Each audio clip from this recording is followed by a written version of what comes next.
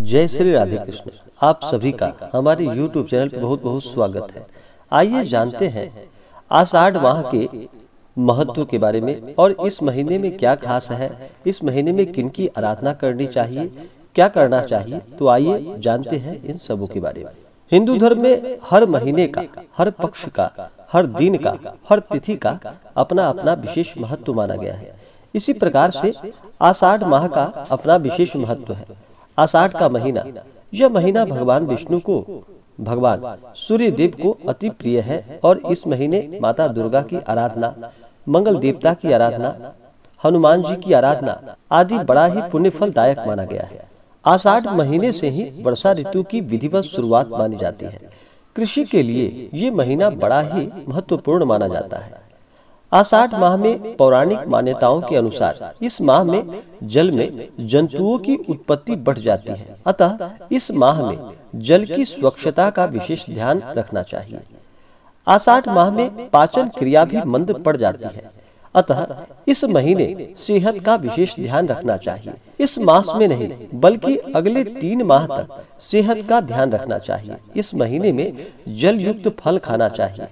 आषाढ़ में बेल बिल्कुल भी नहीं खानी चाहिए। आषाढ़ माह में भगवान विष्णु की पूजा करने से अनंत गुना पुण्य फलों की प्राप्ति होती है। आषाढ़ माह के पहले दिन खड़ाऊ, छाता, नमक तथा आंवले का दान किसी ब्राह्मण को करना चाहिए।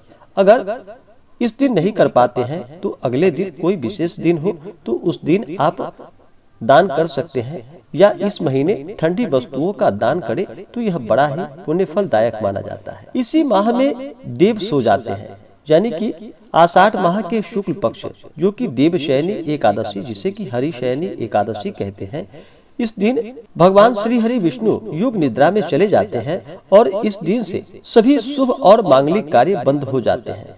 आषाढ़ मास से ही चातुर्मास का प्रारंभ हो जाता है। चातुर्मास 4 महीनों की अवधि है, जो आषाढ़ शुक्ल एकादशी से प्रारंभ होकर कार्तिक शुक्ल एकादशी तक चलता है। इस अवधि में यात्राएं रोककर संत समाज एक ही स्थान पर रहकर व्रत, ध्यान और तप करते हैं। आषाढ़ महीने को कामना पूर्ति का भी महीना माना जाता है। इस माह में जो भी कामना की जाती है उसकी पूर्ति अवश्य ही होती है। आषाढ़ माह की पूर्णिमा को गुरु पूर्णिमा का महान उत्सव भी मनाया जाता है। वर्ष के इसी माह में अधिकांश यज्ञ करने का प्रावधान शास्त्रों में बताया गया है। आषाढ़ माह में गुप्त नवरात्रि का व्रत भी आता है। वर्ष में 4 नवरात्रि का व्रत होता है। माघ मास, चैत्र मास, आषाढ़ मास और आश्विन मास, जो 2 की प्राकट्य नवरात्रि के रूप में और 2 गुप्त नवरात्रि के रूप में मनाया जाता है। इस दौरान माता दुर्गा की और 10 महाविद्याओं की आराधना की जाती है, जिससे कि माता प्रसन्न होकर के अपने भक्तों को अनेक प्रकार की सिद्धियां तथा सुख और समृद्धि का आशीर्वाद प्रदान करती है। खास करके गुप्त नवरात्रि के व्रत में तंत्र उपासना, शक्ति उपासना के लिए गुप्त नवरात्रि होती है। गुप्त नवरात्रि के दौरान तांत्रिक विद्याओं की भी सिद्धि प्राप्त होती है। आषाढ़ माह में मंगल और सूर्य की पूजा। इस माह में विष्णु जी के साथ ही जल की देव की उपासना से धन की प्राप्ति सरल हो जाती है और मंगल एवं सूर्य की उपासना से ऊर्जा की प्राप्ति होती है और ऊर्जा का स्तर बना रहता है। इसके अलावा देवी की उपासना भी शुभ फलदायी होती है और सुख समृद्धि की प्राप्ति होती है। आषाढ़ माह की पूर्णिमा तिथि को बड़ा ही खास माना जाता है। आषाढ़ माह की पूर्णिमा तिथि को ही गुरु पूर्णिमा, व्यास पूर्णिमा का पर्व मनाया जाता है। आषाढ़ माह में जहाँ तक हो सके इस दौरान चाहिए कि व्यक्ति को प्रत्येक दिन ब्रह्म मुहूर्त में उठ करके नित्य क्रियाओं से निवृत्त हो करके अगर गंगा नदी में स्नान करते हैं तो यह पुण्य फलदायक होता है। अगर वहां पर स्नान ना भी कर पाते हैं तो कम से कम घर के नहाने के जल में थोड़ा सा गंगा जल मिला करके स्नान करना चाहिए और प्रत्येक दिन भगवान सूर्य देव को अर्घ्य प्रदान करना चाहिए।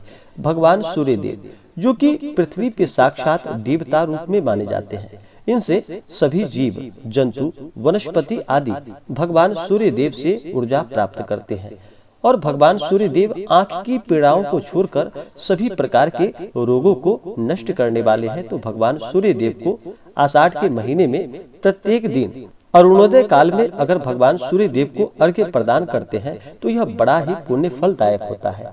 इस महीने में जहाँ तक हो सके गर्मी का मौसम है तो इस दौरान अपने घर के आगे प्याऊ आदि लगवाएं, गरीबों को अन्न जल आदि प्रदान करें। जहाँ तक हो सके पानी का घड़ा आदि का दान करना चाहिए, इससे पुण्य फलों की प्राप्ति होती है।